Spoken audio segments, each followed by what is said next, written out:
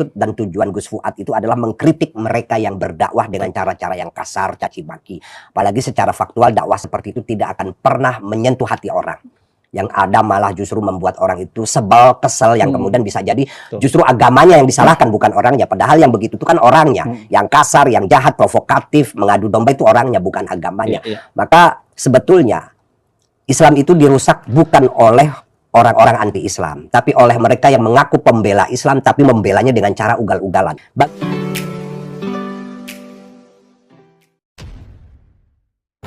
Assalamualaikum warahmatullahi wabarakatuh. Jumpa lagi dengan saya di channel Gagasan Progresif 9, sahabat sebangsa dan setanah dimana saja Anda berada. Ada hal yang menarik ini disampaikan oleh seorang ulama NU, yakni Kiai Haji Taufik Damas, ya, merespon ya beberapa hari yang lalu ketika Gus Fuad Pleret itu didatangi orang untuk bertabayun, tetapi ujung-ujungnya kemudian melakukan aksi gerakan fisik, ya. Dan ini yang kemudian diulas oleh Pak Kiai Taufik Damas ini, bahwa pada dasarnya Gus Fuad ini sebenarnya hendak menyampaikan pesan, ya, bahwa berhentilah berdakwah jika kemudian masih nuansa kasar yang ditimbulkan. Kenapa? Karena itu hanya akan menimbulkan umat ini kemudian menjauh, ya.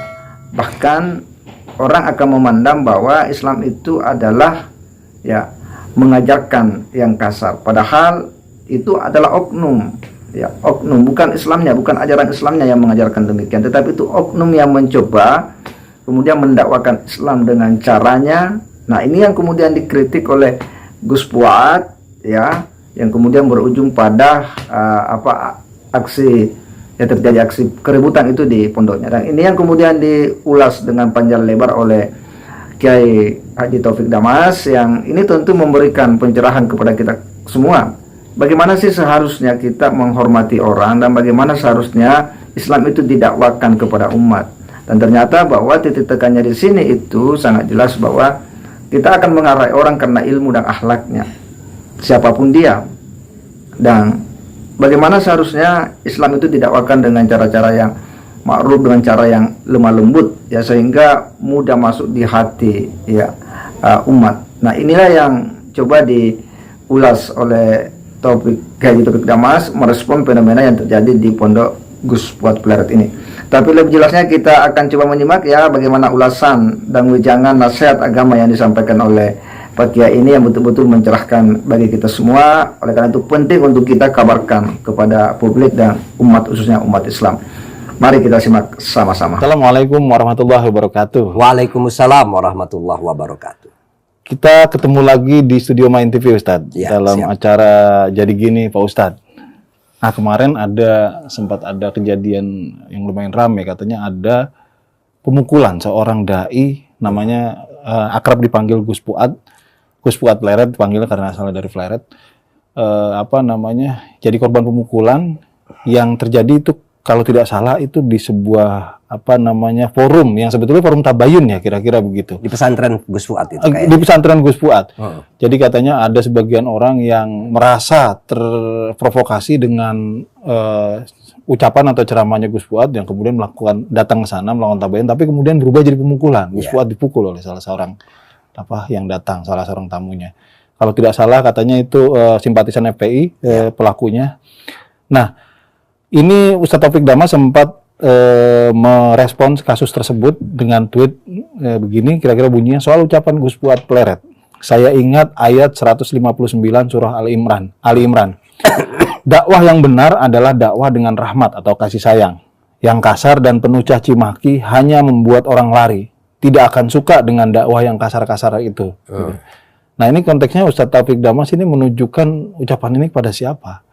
Ya, intinya kan memang Gus Fuad, saya nonton videonya itu, dia memang mengkritik cara-cara berdakwah yang kasar, yang dia bahkan menggambarkan banyak orang yang kemudian jadi murtad gara-gara mendengarkan atau melihat fenomena beberapa pendakwah yang kasar, penuh caci maki dan lain sebagainya. Dia menyebut bahkan itu banyak dilakukan oleh mereka yang mengaku habaib dalam pandangan Gus Fuad. Maka Gus Fuad di situ dalam videonya meminta para habaib itu untuk berhenti aja lah berdakwah kalau begitu caranya, biar kami aja kan begitu.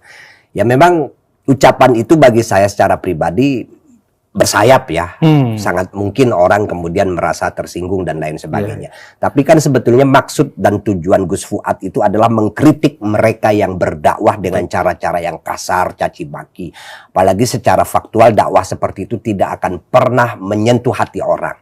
Yang ada malah justru membuat orang itu sebel, kesel, yang kemudian bisa jadi justru agamanya yang disalahkan, bukan orangnya. Padahal yang begitu itu kan orangnya.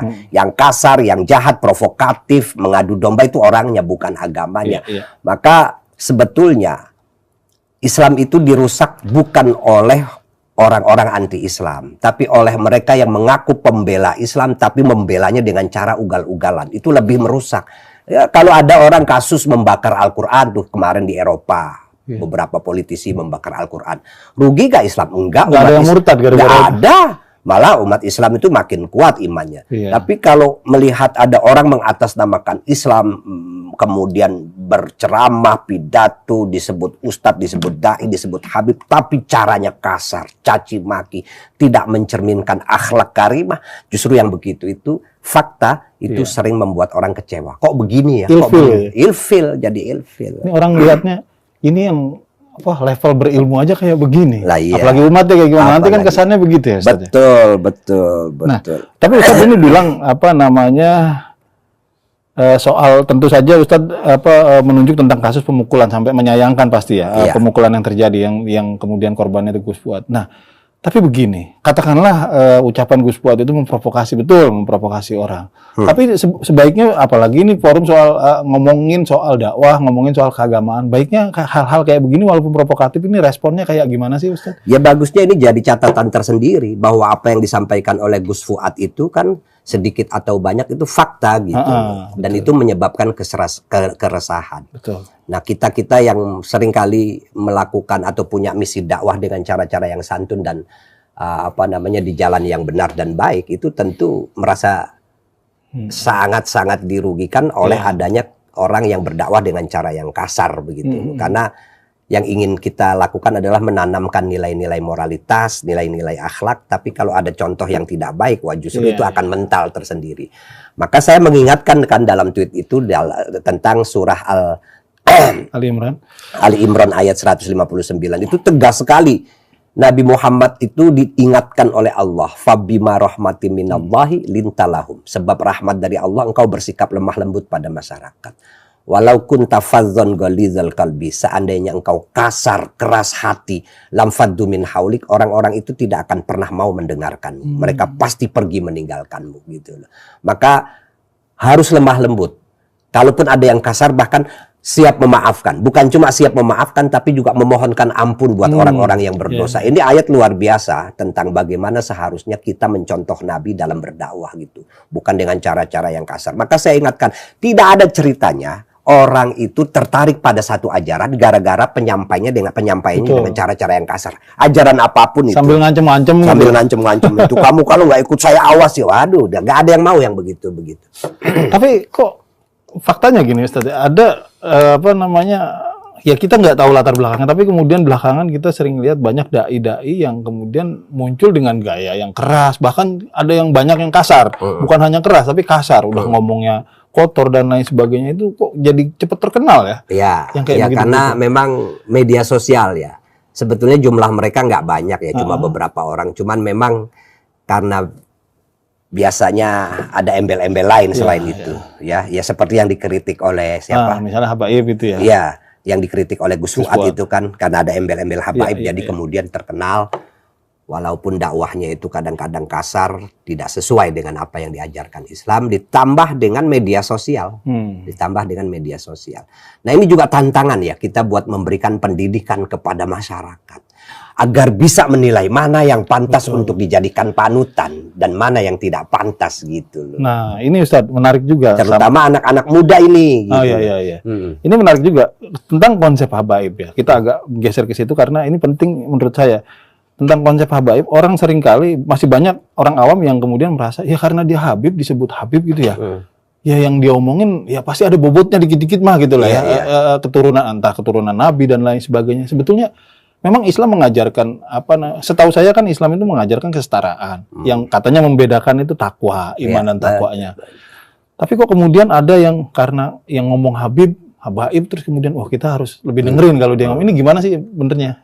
Ya, itu kultur ya. Sebetulnya itu kalau kita lihat secara umum hanya ada di Indonesia. Di tempat lain nggak ada Iya, gitu. betul, betul. Saya pernah tinggal di Mesir itu yang nggak ada Habib-Habiban, biasa-biasa saja. Biasa saja. Nah, lepas dari itu saya tidak ingin masuk soal kontroversial hal-hal menjawab soal pertanyaan bagaimana pendapat ini. Bagi saya kembali kepada ajaran Islam yang baik dan benar. Islam itu menghargai manusia hanya karena ilmu dan akhlak. Iya. Titik siapapun Anda, kalau Anda berilmu dan akhlak akan dihormati orang. Begitu juga kita, kalau kita berilmu dan berakhlak, kalau ada orang berilmu dan berakhlak harus kita hormati. Siapapun orang itu, mau keturunan Jawa, Batak, Ambon, Cina, Arab, pokoknya dia punya ilmu dan akhlak harus kita hormati. Dan itulah cara yang lebih beradab. Tidak perlu melihat latar belakang orang, latar belakang saranya, latar belakang rasnya dan lain sebagainya. Hargai orang itu karena memang kebaikan-kebaikan yang diajarkan oleh agama. Gitu. Nah, dan kita harus mendidik masyarakat itu lebih tegas untuk menggunakan akal sehatnya. Bahwa dalam hidup ini yang benar itu benar, yang baik itu baik. Tidak perlu melihat siapa yang mengatakan dan apa yang orangnya itu sukunya apapun itu nggak perlu dilihat lagi. Nah, kembali ke kasus yang tadi, ini kontroversi, ketidaksetujuan kemudian direspon dengan pemukulan, Ustadz. Menurut Ustadz ini gimana? Apa dalam Islam bagaimana sih kita harusnya menghadapi perbedaan pendapat kayak begini? Ini kan perbedaan pendapat pada dasarnya saja.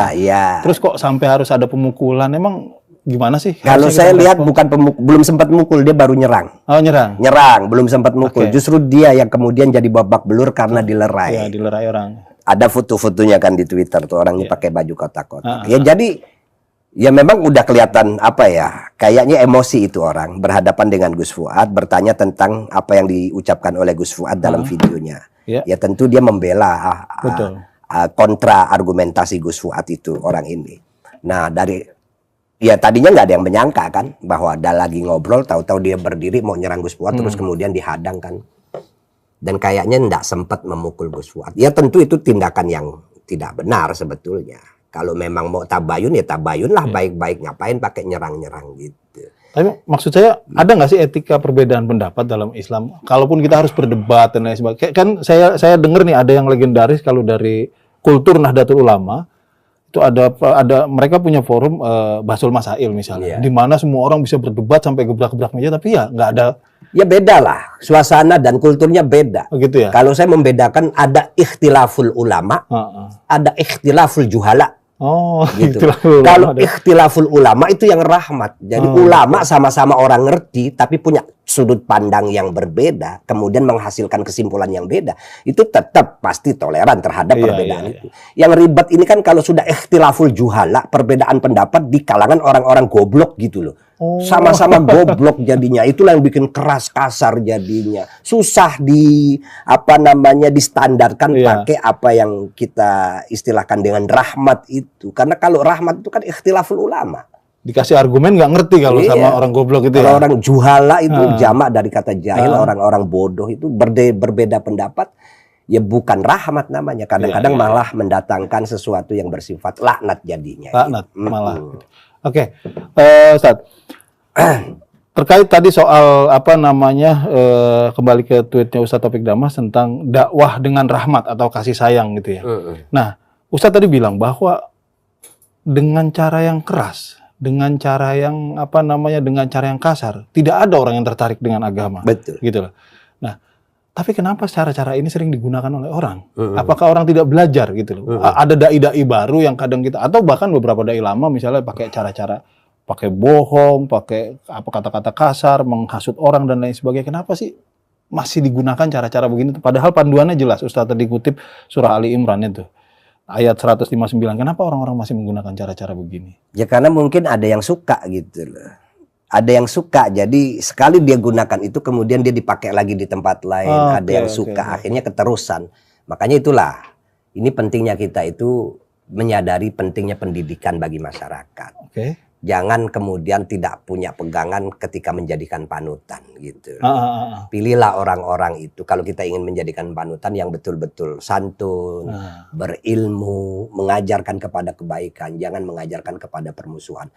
Tapi susahlah kalau tidak dimulai dengan pendidikan yang baik dan benar gitu. Karena kan mengajarkan kebaikan kebenaran itu mengandaikan orang tuh kenal dengan kebaikan dan kebenaran. Ukurannya tahu gitu ya. Kalau orang nggak tahu ya susah. Kadang-kadang dibikinlah ukuran-ukuran yang aneh-aneh sehingga bajingan pun bisa jadi panutan Iya, gitu. betul. Penjahat pun, orang kejam pun bisa jadi panutan gitu. Nah, Ustadz, pertanyaan apa mungkin penutup ya? Kira-kira tips praktis lah kira-kira. Maksud saya begini.